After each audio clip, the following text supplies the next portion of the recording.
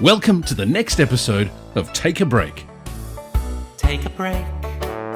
Keep the whole world guessing. Take a break from the human race. Take a break when it gets depressing. Take a break. Pat Armistead is a voice for all that is joyful. In this series, she brings a fresh approach to emerging consciousness. Through conversational, social and emotional intelligence, she and her guests explore new models of leadership that embrace humour, empathy and compassion. It's my pleasure this afternoon to be introducing my guest for today, Allan Cooney. Allan is an experienced CEO and he's been described as personable, empathic and a team builder. He loves enabling leaders and their teams to become truly functional, and we're going to find out a little bit more about Allan as this interview progresses. Thank you for agreeing to meet and chat with us about you and your work, Allan.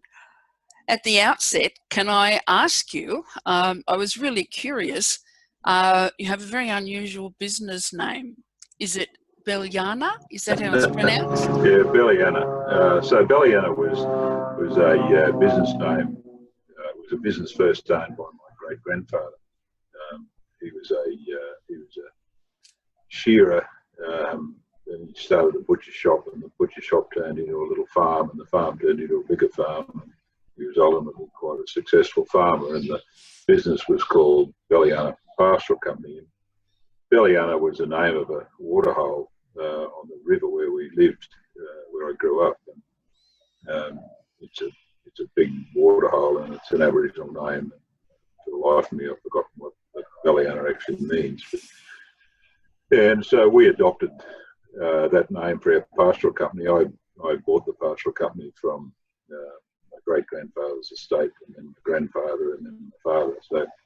And I eventually sold the pastoral company, but I kept the name because it's got a lot of meaning for me. Probably doesn't mean much to anyone else, but it has for me. Yeah, and it's nice to bring some of that. I think, you know, our lives are steeped in, we're influenced so much by historical influences of the past, so it's nice to be able to bring that some of that into your present day. It's awesome. That's right. I've got a family history is in Western Queensland, and it's quite an interesting. It's not a story for the day, but it's quite an interesting history of where the family came from and how we come to be, and what led us to be the way we are today. So, we're quite a big family too. Yeah. Yeah. So your career, as I've noticed and reading your history and your profile, has been very deeply embedded in strategic problem solving. How did that aspect of your career begin? Look, I was in that family business, the farming business or pastoral business. So I was a wool grower in the 80s and 90s, young wool grower, borrowed a lot of money. We had our industry cut from underneath us, basically by a whole bunch of things outside our control, but mismanagement by government. That was an extreme. The wool industry in Australia was an extremely successful industry for 100 years, and in about 15 years they managed to completely wipe it out. So I was in that business, in that industry at that time. So our income levels went down by 2/3 overnight. So from mid-January to mid-March in 1991, our industry basically evaporated before our eyes. So we had to survive in that. There was very little government assistance. There was none. And our whole business was wrapped around being wool growers and producing wool. And what we got to was the harder we worked and the more wool we produced, the more money we lost. So we had to get pretty strategic as to how we handled our business, and I had to basically save our bacon. And you know, the hole in the wool industry fell into lasted for 20 years. Well, you know, I stayed for 10 of those 20 years, and I left it after 10 years. But it required us to be very imaginative, I guess, creative as to what we did, how we went about it. And I created a whole new business, a whole new set of skills for myself that I went out and traded to the world. And that's really what kept us in business. And you know, I had a seriously big debt. I borrowed a lot of money to buy the family out of the business. And interest rates in those days were sort of mid-teens. You know, I think one year I worked from the 1st of January to the end of September to pay the interest bill to the bank before I actually had any money to feed the family or do any of that sort of thing. So it was pretty tough. It was a pretty tough time, and we got very creative. So, and you need to be strategic in that. You don't just sort of wait for it to come or be passive and hope that. And a lot of people did, of course, and you know, time and tide caught them. But I managed to take control of my own destiny and do something about it. And we survived those times. They weren't good. There's a lot of sleepless nights in that period. But, we did survive, and we left the industry on our own terms, which was what we always intended to do. And my wife and I had a 5-year plan, and we got to the end of that 5-year plan, a strategic plan, and we hadn't achieved the things that we thought we should have achieved in that 5 years. So we gave ourselves another 2 to get somewhere close to them. We still haven't got you know, within cooey of those goals, which is when we finally decided it was time to move on and do something else. So I took those skills and traded them into a whole other life and did a whole bunch of different things after that. I noticed, I was actually fascinated to see that one of those things that you did was to lead the 2013 Casey Antarctic Expedition. Tell us a little bit about that project.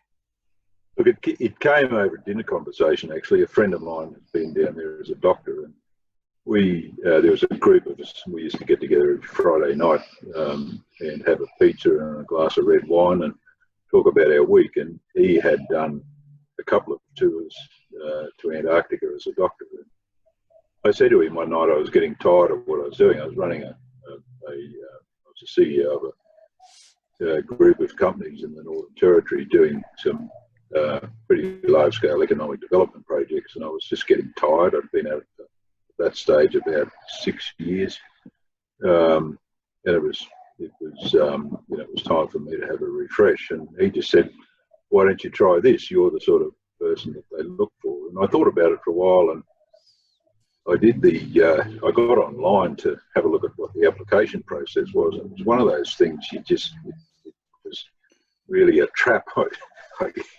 I opened the application and realised that once you open the application, you can't close it until you complete it, or it basically kicks you out. So Friday afternoon, when this was about 5 o'clock, and I was just about to head home. Friday afternoon, I spent 2 hours doing this application, and so I finished it and didn't think too much about it. A few weeks later, I got a call, and they wanted to interview me, and it really just went from there. So and it's quite a challenging process to get involved in. Just the selection process was something I hadn't never encountered before. So we ended up after all the interviews and psychometric testing and psychological testing and all those sort of things, they take the final 20. It's 500 or 600 applicants for these jobs every year. So they take the final 20 and they put them in camp up in the mountains in Tasmania, and it's basically like the TV series Survivor. You're in a competitive process with all the other people that want the job, and you've got to win that job out of that process. So, and there was an interesting group of people. There was a couple of brigadiers from the Australian Army. There was a SAS Major. What else? There was a couple of captains. A captain from the Swedish Army and a captain from the British Army, and then there was police superintendents, people that do leadership as a as a profession, and we put us in this mountain camp, and really we just we had to compete with one another. So there was sleep deprivation, a whole bunch of scenarios where you didn't have enough information to really make a decision, and you had to make a decision, those sort of things. And they threw all that at you, and you win the job out of all of that. So, and fortunately for me, I had a lot of experience of that stuff, being a wool grower in Western Queensland in the 1990s. Was exactly that. There was little information, and you're on your own. There was no support with any of those sort of things. You had to really, go at it with your own resources. And fortunately, my experience of that stuff gave me what I needed to get through that process. And the job itself was an extremely difficult job. Like, I was basically on the job for 360 days. So I flew down early December in 2012 and home early December 2013. And I was on the job 24/7 the whole time. So, and it's the job came in two parts. It was a summer program, the winter program. Each of them had its different challenges. But yeah, it was an interesting thing, and I learned a hell of a lot from it. Probably more about myself than anything else. It's one of those jobs where you've really only got your own resources, and you need to dig deep into those resources to be able to do it and get through the whole process. And it's when you dig deep in your own resources, you find your own limits, but you also find the strengths and things that you get better and better at. Yeah. So how many people were down there with you? Look, through the summer, I had about 180 people. All right. Through the station. They weren't all there at one time. I had about somewhere between 90 and 100 there at any one time. And there was, we had an international airport, so there's people coming and going on a regular basis, and ship came and went. We had a whole bunch of French guys turned up out of the blue, well, not out of the blue, but they rang us and told us they were coming, and then they turned up a few hours later, and we had to put them up for a couple of weeks before they could get home. So there was quite a diversity of people, and there's a lot of there's a big sort of diversity of the sort of people that are there. So we had a bunch of scientists and PhD students and researchers, quite a few technical people, and a whole bunch of trade people and people that ran an airport, all that sort of thing. So there's a really diverse group of people going through the station at any one time.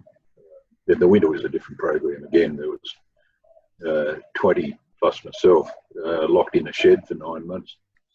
We had to we serviced the whole station and all the machinery and all of that sort of thing over the winter, and basically kept the station going until we opened it up again for the following summer. Awesome. From the outside, something like that always looks like a really thrilling adventure, but I should imagine the day-to-day grind of, number one, the elements of the weather, and then doing fairly high-level tasks, or tasks. I can imagine a lot of thinking in there, and then maintaining everyone's sense of well-being, given that you can't go anywhere. Yeah, it was. The daily grind was just like any other job, to be quite honest. I had an office with an astonishing view, but most of the time my view was a computer screen in front of me, or whoever I was talking to across the other side of the desk. And it was like any other management job. There was tasks that needed to be done, and responsibilities, and all of those things were just could have been in George Street in Sydney, or it could have been anywhere in the world. But when you walked out the door, Antarctica was right there, and that there was a lot of adventure in that. There was, days days of blizzards. And I remember one afternoon sitting at my desk looking out the door in the late part of the summer, and there was 8 little penguins going past the windows. So, things like that don't happen every day. And we got plenty of time to get out into Antarctica and experience of camping out, building igloos and camping out and doing those sort of things were great. And I spent my birthday that year at a place called Browning Point, and it's probably one of the most spectacular places in the world. It's one of the world's biggest glaciers. Empties its icebergs out right in front of you, up on top of the hill. Looking out that afternoon, I was sitting there drinking a red wine, counting these huge icebergs, and they were the size of small islands that were heading off into the southern ocean, and it was just an amazing experience, an amazing place to be. Yeah, the wonder of all of that. Yeah. So what is it that drives you, Allan, in your work? No, look, it's an interesting question because it's not something I necessarily think about too much. I've probably got a few values that get me up every day, and one of those is I like to see people successful.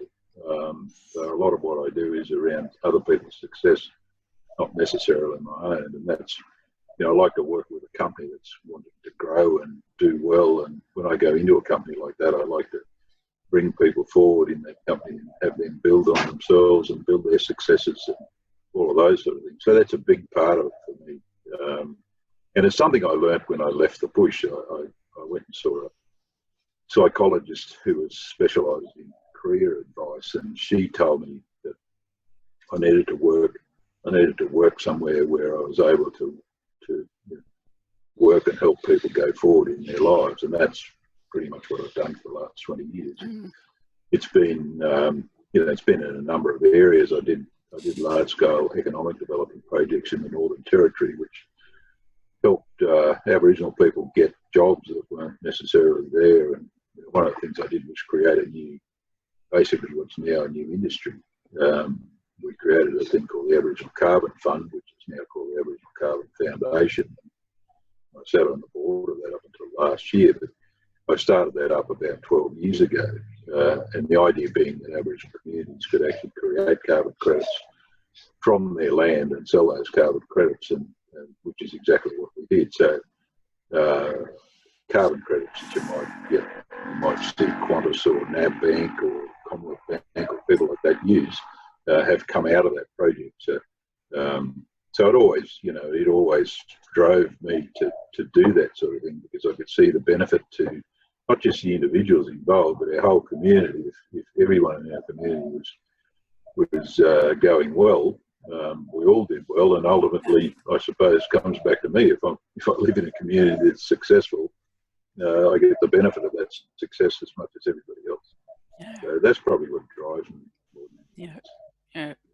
Are there some key leadership principles that have guided you in your business and in your life, probably? Look, there is, and again, they're not the easiest things in the world to put your finger on. But I think one of my main things is just comes down to a single word, and it's respect. If you give people respect where they are in their life and what they want to do, and you respect yourself, respect comes back. And I think most things that we do can be built on the back of respectful relationships. One of the things we all like and we all want in our life is love, and love's one of those things that respect comes in front of love. If you've got respect, then love's something that can follow along with it. Yes. Take the respect away, and that doesn't exist. It's just there can be dysfunctional relationships called love, but they're not that. There's no respect. So I think that's, and I respect everyone I come across, and their right to be who they are, and all those sort of things. And it really helps in leadership, because if you respect the people that you're leading, you can lead them much better. Yes. And it's a lot easier to do if you give them respect and they get it back. The leadership job becomes a hell of a lot easier to do. I've got I've got a lot of questions about leadership in the world at the moment. I see leadership as one of our single biggest failings as a human race, or lack of leadership, or poor leadership, or leadership that's done dysfunctionally, which is what I'm looking at out on all our horizons at the moment, and think, what the hell's going on with us? Yeah. Yeah. One of the questions I wanted to ask you was about when you've been, throughout your life, how do you hold yourself into that higher level of integrity? I call it consciousness. How do you sustain that so that you're holding yourself to a higher place? I've just got a set of values that are my own touchstone. So if I've got to question myself, it's relatively easy to go to your values and say, what's the benchmark? What's the benchmark value that I need to look at here? And if something falls outside of what those values are, it's probably a no-go area or something you shouldn't pursue. And holding those values, I think, is the key to it. And those values are things that I've got from, my parents, my mother and father, and my grandmothers and grandfathers, and down. They're things that sort of come down, and we all get those. We all get those things passed down to us, and even though we don't realise them, a lot of those things are embedded into us as children, and we take them forward in our life. And just having a bit of self-awareness that allows you to go back and use those values as a touchstone. It just enables you to go forward in life without having to second guess yourself too many times, or do stuff that you shouldn't do. And it also encourages you to do things that you should do. So, there's a great quote that I like, and I put it down to Clint Eastwood, but I'm not entirely sure that he was the first one to say it. But he said, I always take the work seriously, but I never take myself too seriously. And, I think it's a great philosophy to have. Is don't take yourself too seriously. But what you do and how you go out to the world, you need to be serious about that too. Yeah. You've been, as I've been following you on social media, you've been using to effect a lot of storytelling. So why do you do that? What drives you to be sharing those stories? Look, again, it's probably something I learned as a child. My grandfather was a great storyteller, and Love it. I learned a hell of a lot from those stories. And I think, if I thought about it, storytelling is really one of the best ways we educate, as we get educated ourselves, and we educate others. Where I think humans are tuned to listen to stories, and I haven't set out to be an educator on social media. It's just my way of communicating. I do it in my art, like the paintings that I do have always got a story behind it. The little guy you can see in the painting behind me, his story is that he may not be the most imposing man in the world, but there's a fair bit of fight left in this guy who's still standing, and I've done him as a boxer with a beaten up face and a big black eye, but he's still standing, he's still there, he's still in the fight, he's still ready to go. So, and my grandfather was a great storyteller. He would sit up at the dinner table every night. I grew up in the area where there's no TV or radio or anything like that, so we all sat down at dinner every night and had a conversation. And the grandfather used to like to dominate that conversation by telling a story, but the stories he told always had a great deal of value, and they're things that are embedded in my mind. I can still recall a lot of those stories, and incidents that happened to him that he learned a lot from became things that I learned from, and I didn't have to go through those experiences. I'd take those forward with me. The collective knowledge and family knowledge was passed from one generation to another. And that's the way it is in a lot of farming families. Like a farmer's not made in the field, the farmer's made at the dinner table, listening to the his father and his uncles and his grandfathers and his grandmothers and the people that came before them. Because it takes many generations to make a farmer, and a good farmer, and it's that sort of collective family knowledge that. So that's the genesis of my storytelling. Yeah, awesome. There's a chap by the name of Stephen Jenkinson I just mentioned to you. Has his last book is called The Case Come of Age, The Case for Elderhood in Troubled Times.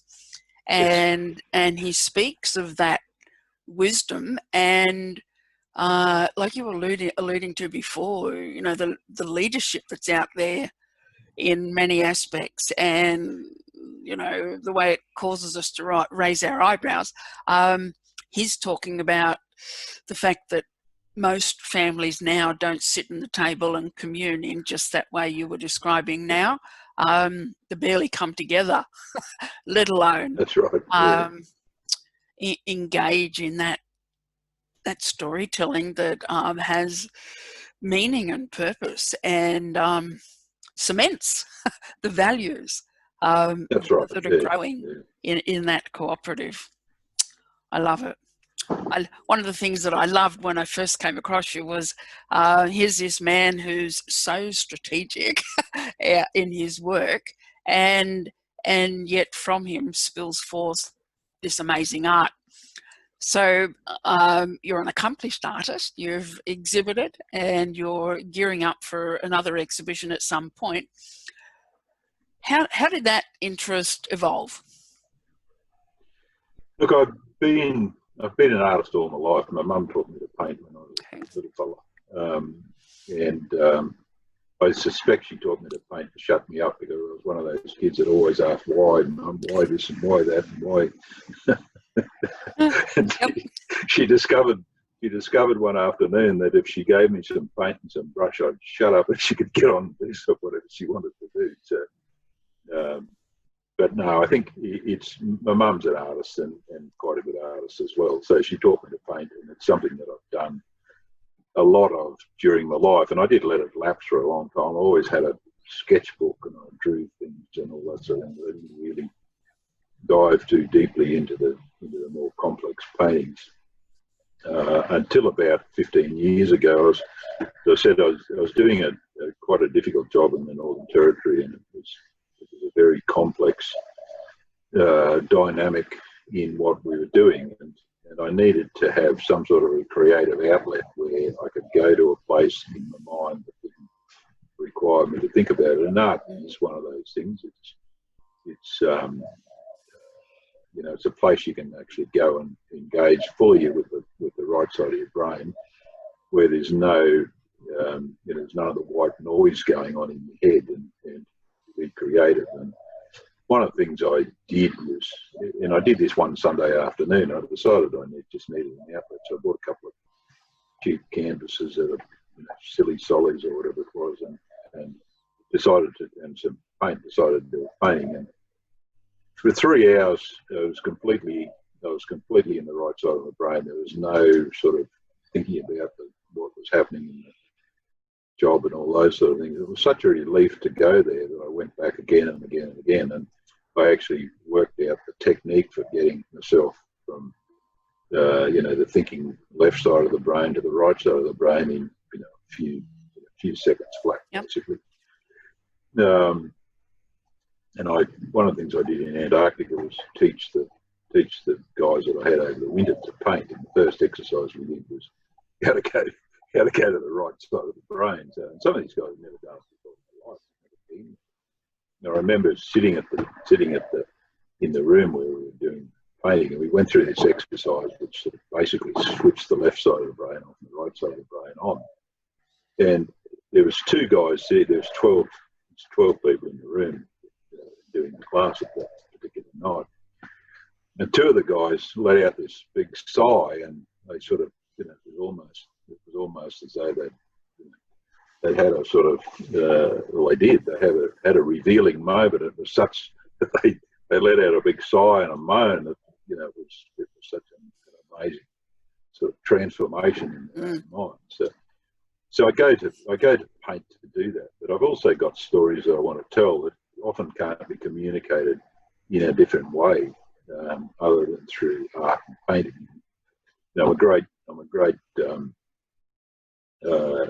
fan of Picasso, and Picasso had a painting style that was, to me at least, communicated things that we can't necessarily see by taking a photograph or anything like that. And if you look at a Picasso painting, it looks like a mess of lines that sort of vaguely resemble the face. But if you put the face of the person he's painting against the painting of that person that he's done, you know, it's clearly obvious who it is, but there's a different element. There's something that sort of stands out in that painting. And that's what painting is to me. There's a different dimension that can be communicated through a piece of art. I'm not technically a particularly good artist, but I do have a great,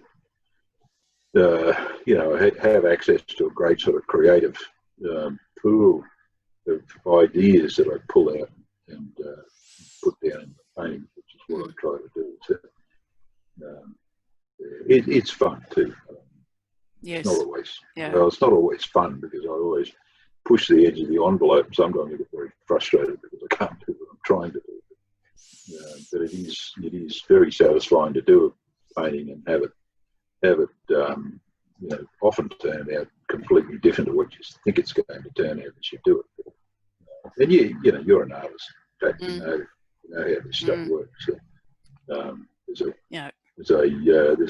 there's an adventure playground in your own mind which you can go into when you go become an artist. And one of my fundamental beliefs about humanity is that everybody's an artist. The guys I had in Antarctica, like plumbers and electricians and people like that, who never really have an opportunity in their lives to be artistic. Those guys all showed some amazing talent. Once we opened up the floodgates, the creativity that came out of them was astonishing. Yes. And I believe that of everybody. I think, you know, give me 2 hours with anyone, and I can show them, you know, where their artistic talent is, because if you can get people to open that right side of the brain and hold it open for, you know, not a particularly long period of time, but maybe an hour, it all comes flooding out. Yes. Yeah. I painted all through my high school years, and I wanted to go on to art school, and my mother said, well, that's lovely, dear, but I really think you should get a proper job. And so it was that I went nursing, and I nursed for many years, so there's not a lot of scope for creativity in there. And then into video production, and suddenly it was like I'd discovered that world of art and so many aspects of creative expression. And then through to now, my art is very much now has developed, it's informed by my encounters with humanity. And I think I shared with you one about a young boy who'd, at the height of his emotional turmoil, sutured his lips together. And the capacity, I cast his face, and I've put sutures in his cast lips, and I deliver this mental health program, and I take that image with me. You know, it's not too big a canvas, and always it creates a level, you know, I could tell the story and people would be moved by the story, but to see the, like, it's stark white, and to see the it's like an insult. It's like a dreadful insult, you know, on this wounded psyche, and all that boy could not say. And there are so many people who are out there with varying degrees of that. So I love that. And then, you know, I love the thrill of presenting, but when I an engagement with others, but when I paint, I don't need anybody. There's just myself and the canvas. And with my clients, I encourage, what are your two peak moments? You know, have yourself, you know, places to go that really serve you on two dimensions, and you'll be okay. You know, Yeah. like this last couple of months shut down, I've been okay. Yeah, and it's you know, there's that place you can go that's you know, I think that's a safe place. It's so embedded in our humanity. You know, our oldest form of communication has been art. Cave paintings in the south of France that are, you know, tens of thousands of years old, and you know, Aboriginal art that's, you know, 100,000 years old in the Northern Territory, things like that. So we, you know, it's an embedded part of our humanity to have art and an artistic outlook. Yeah, in all it. You know, I just find it a fascinating thing to do as well. And I'm not a great follower of art history, but some of the great breakthroughs in human thinking have come from artists. Yeah, and there are great lessons from some of them for all the incomplete work that they did. Like, you know, so many of them, they had many strings to their bow. They kind of explored many areas of expression. Sometimes they didn't finish it, but you know, sometimes that doesn't matter because it was about what you broke through to get there. You know, there was some place that you had to pass through. Yeah. So the and when we share our artistic expression, whatever creativity it is, it's brilliant engagement with another. You know, people see another perspective of you, and you know, myself, it was like, oh my God, how do you bring in those two, you know, the strategy and the creativity, because we've become a society that honours sport and academia, and all of the other intelligences aren't given much attention or credence. Yet it's all of those others that really serve the humanity that's in the room. And you know, you know, your depiction in that man behind you is one aspect of humanity. That's right. Look, I think, you know, from, you know, the serious side of my life is, you know, as a manager and CEO and all those sort of things, but you can't really do that stuff successfully unless you've got some sort of creative you know, creativity to bring to the table as a manager. You can't really just do what's been done before and hope that the world's going to go to a good place, because it doesn't. You really do need to bring some creativity. And the projects that I did in the Northern Territory, like, you know, I created a new business model for that stuff up there, which had never been done before. And to actually do it, I had to get a constitutional lawyer and a professor from Australian National University to write the law, the contracts, and fit what I wanted to do into the law. But we managed to do it, but we only did it out of a creative process. Like, I woke up one morning with a clear picture in my mind as to what needed to happen so that we could make this successful. And, you know, we created a whole new economy. There's hundreds of jobs and millions of dollars and all of that sort of stuff. But it didn't come from doing the same thing as everybody else has done in the past. It comes from the creative process. And you know, the vision that I put in front of the two lawyers that I got involved was, you know, the first reaction was, no, it can't be done. But ultimately, you know, they saw the vision, and then they kicked their own creativity into gear, and that creativity you know, allowed them to put together a series of contracts, and then we went to other contract lawyers and got all this stuff done. Um, but I think the creative process is way too undervalued in our business world. Yes. Yes. It's not, it is, I think, valued more now than it used to be. But, yes, a lot of growth the certainly, last 20 years. Yeah, I've that's seen a right. lot of Yeah, change. Yeah. yeah. My old mentor in New Zealand, he used to say to me, Pat, per capita, we've got far too many accountants and not enough creative minds. I always, and all due respects to accountants and what they do, but I always worry when accountants become CEOs. Yeah. Allan, in closing, I wonder what qualities you think, as we move forward from this COVID experience, everyone is thinking, yeah, they'll have ideas about how they're going to be different, but I'm really aware there's a growing number of people who seriously want to lead differently. So do you have some thoughts about how that might transpire?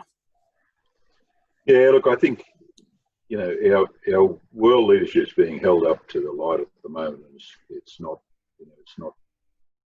really coming out all that well. And I think I look at Australia and New Zealand, and I think, well, we're bloody lucky.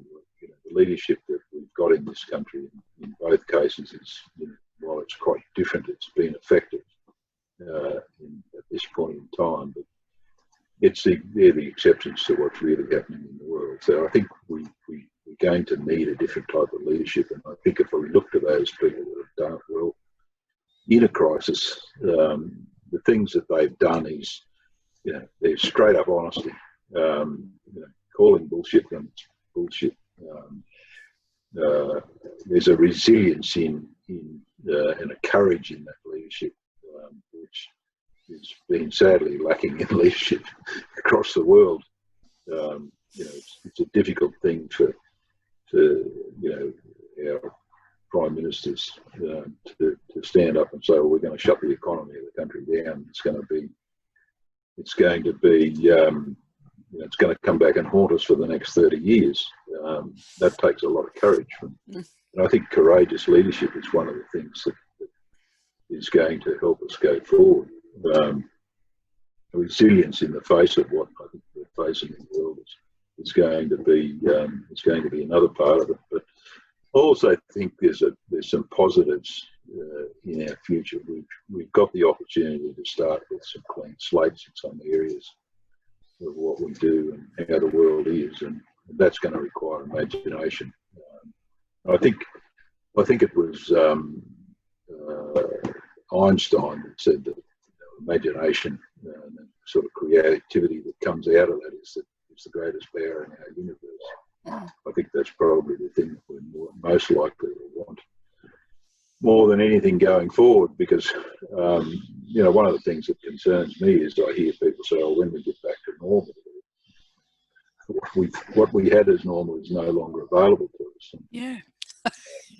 It's not as though it is available to us if we work hard in the future, because it's just simply not available. It's something that's in the past. Our future normal is going to be different to our old normal, regardless of what we think. And as hard as we try to go back there, and I've been through that experience as a wool grower and a businessman, young businessman in the 90s. I've tried to go back to the normal, but it was a bloody elusive thing. It just kept moving away. It wasn't there. So the day I woke up and realised that the normal was what it is now, that things started to get fall into place and started to get easier and better. The harder I worked trying to go back to what I thought was normal, but the harder it was. So I think they're the things. I think a degree of self-awareness is going to be crucial to people going forward. And there's a book by a fellow called Mark Mason, I think, or Mark Manson, called I forgot the name of it now.